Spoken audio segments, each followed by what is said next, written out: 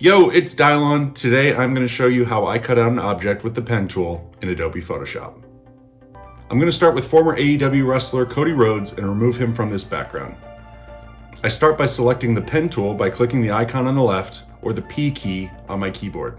I zoom in enough to get a good view at the edge of the object and begin clicking to add points. Since the hair is a lot more detailed, I like to come back to that after I've completed my pen tool path. Moving the mouse and also holding the Option key on a Mac or Alt key on a PC allows you to adjust the arms of the point as well to adjust your path.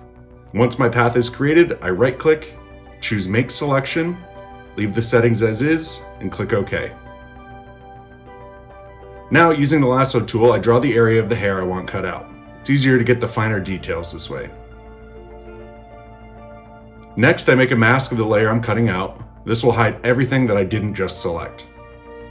To make the edges not so crisp, I use the blur tool at about 30% strength and go around the edges of the mask to make it more natural looking. Now I'm adding a more subtle background and some final touches. Don't ever call me Cody again.